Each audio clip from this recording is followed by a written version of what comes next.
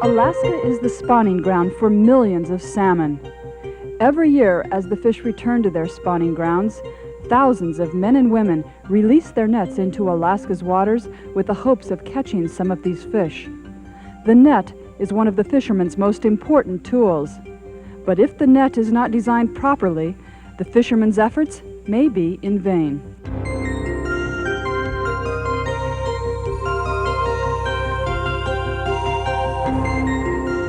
Every gillnet fisherman needs to know how to build a net, regardless of whether he or she is hanging it themselves or purchasing it pre-hung, because the design of the net will vary with each fishery.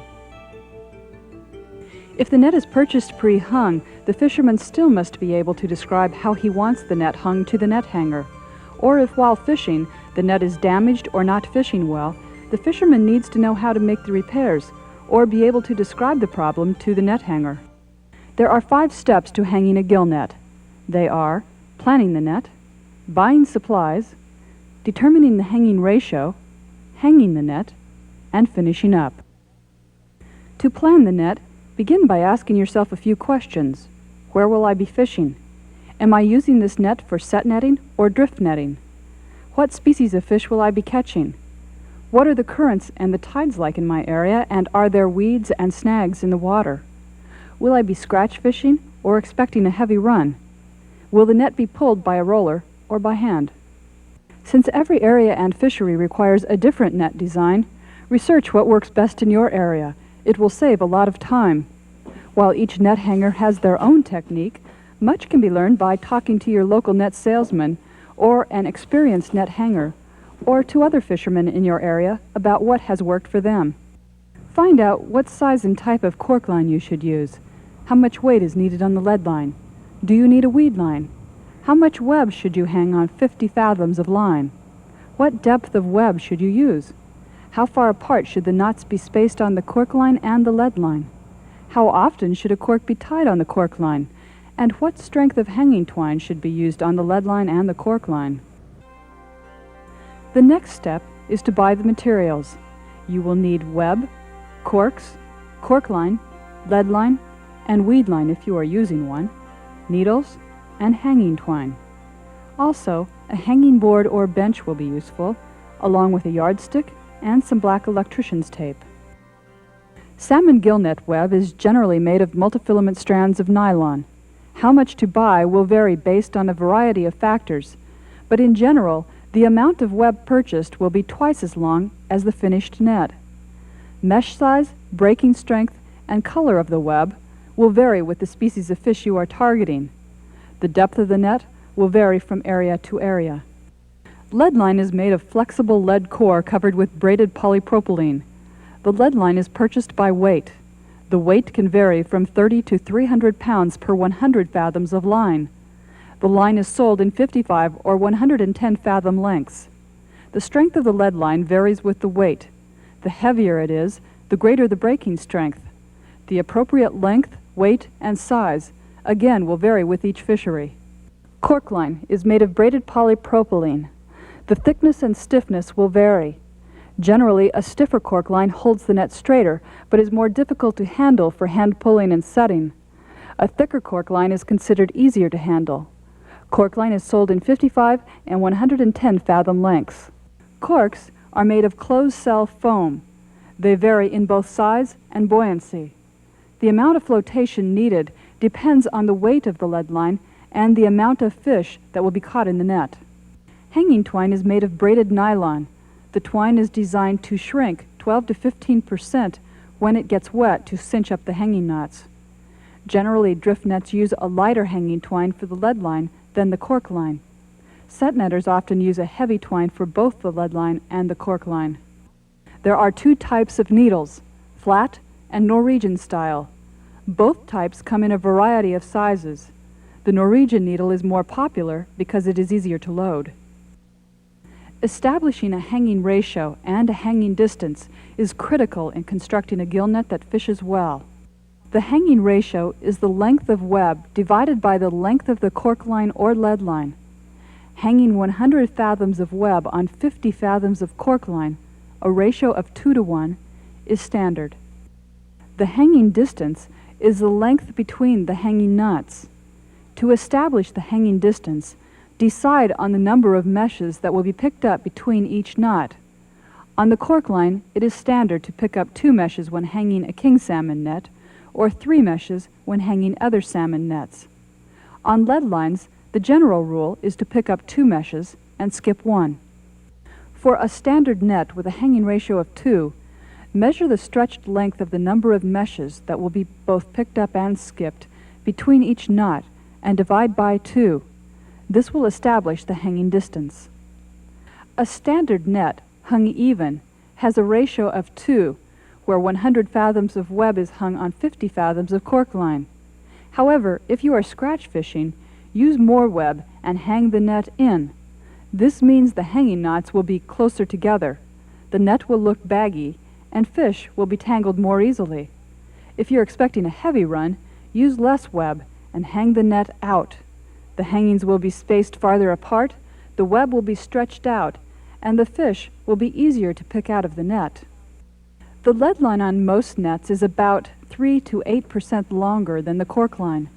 This means the hanging distance will be longer on the lead line than on the cork line. The hangings are generally 1/4 to 3/4 of an inch greater. Corks are generally spaced between 36 inches and 42 inches apart, depending on the number of corks used. The amount of flotation you need depends on how many fish will be caught and the weight of the lead line. If you have decided on a net design, bought your supplies, and figured out the hanging ratio and distance, then you are ready to hang your net. Begin by filling up your needles with the size of twine that you will be using on the cork line. A machine designed specifically for this purpose will speed up the process. Next, lay the web out and identify the selvage. The selvage is the edge of the web. These are the meshes that you pick up when hanging the net. Tie the web off at various intervals, keeping the selvage exposed. There are many ways to set up a hanging operation, but the most common ways are to use either a hanging board or a hanging bench. A hanging bench is a wooden seat equipped with a movable arm to adjust for hanging distances. A hanging board is a piece of wood about 12 to 20 feet long, set at a height that is comfortable to work at while standing. If using a hanging board, lace a masking tape down the center of the board and mark it with the established hanging distance. Then lay the cork or the lead line on the board and gather up the web so that the selvage is accessible. The meshes are picked up and a knot is tied at every mark while moving backward. When a stretch is completed, the last knot on the line is brought up to the first mark and the process is repeated. If using a hanging bench, tie the web with a line to a beam or some other strong spot in your workplace. Adjust the bench arms to the appropriate hanging distance. The hanging drop distance will be set by the distance from the bench to the selvage. It is important to keep the distance between the knots and the drop distance from line to web accurate and consistent. Check the knots with a ruler every so often as you build the net. Many knots are used in hanging a net. However, the best knot for the beginner is the double knot. This knot is commonly used by those working on a hanging bench. To make the knot, pass the needle around the back of the line and cross the twine under itself going towards yourself. Put your thumb on the cross and hold it against the line with your index finger. Throw a loop to the left and on top of the line. Bring the needle underneath the line, up through the loop, and then pull the knot tight to prevent it from slipping. This variation is the same as the double knot, except that the needle goes back through the loop again.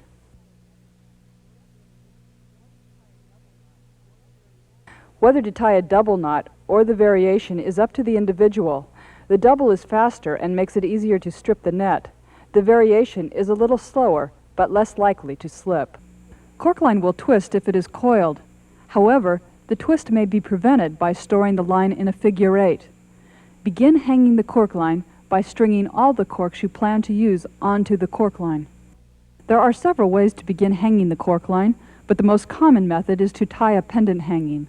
To make the hanging, tie a knot on the cork line, then pick up 6 to 12 meshes and double or triple tie them back at the same knot. This will add strength to the edge of the net. Tie 2 corks in a row, This prevents the cork from sliding and wearing out the hanging knots and keeps the cork stationary when the net is pulled by a power roller or reel.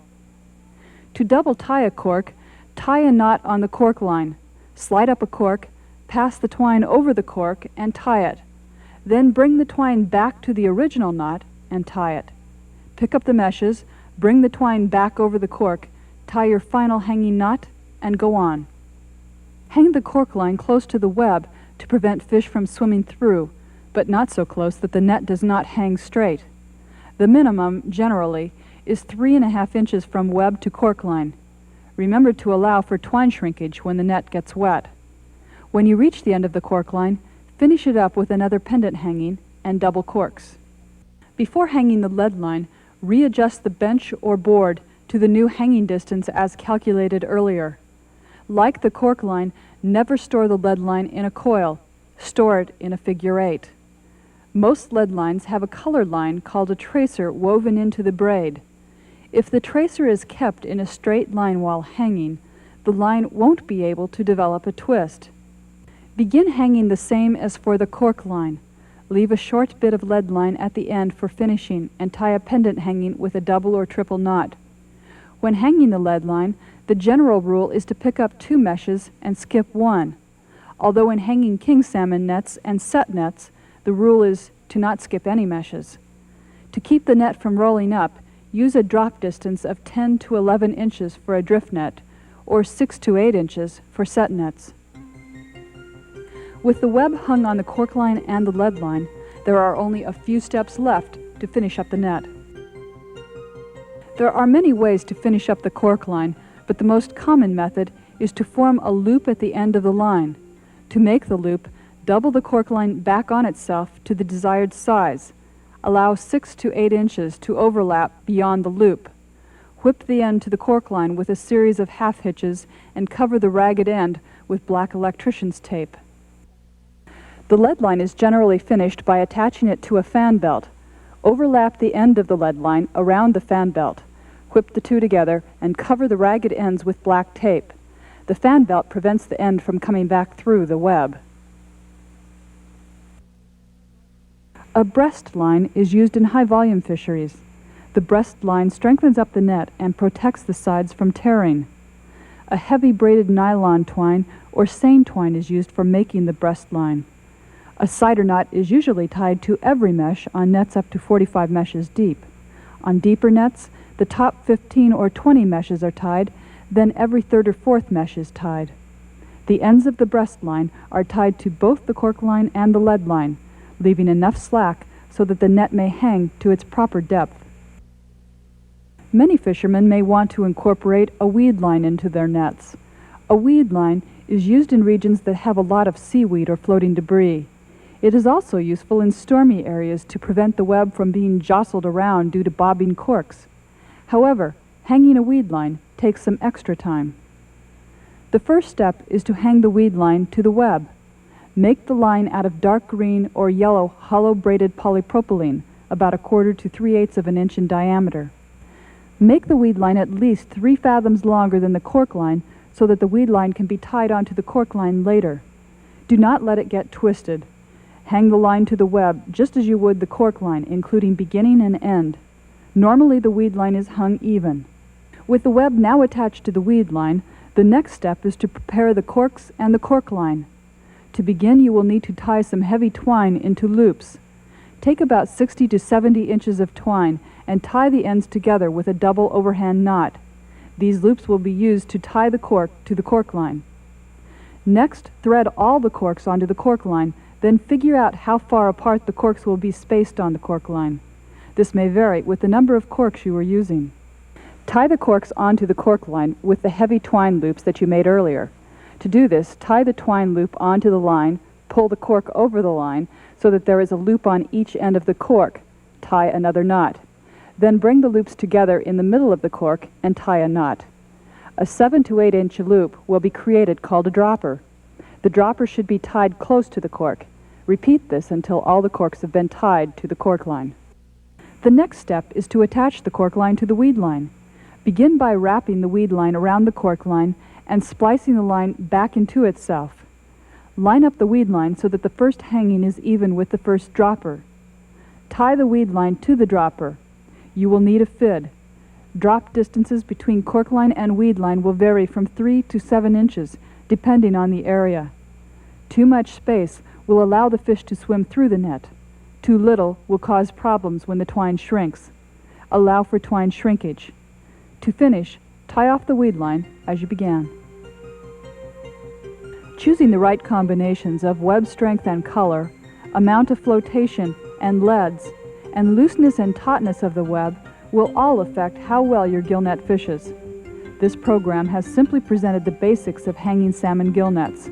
With experience, each fisherman will modify the techniques and be able to decide what works best for them.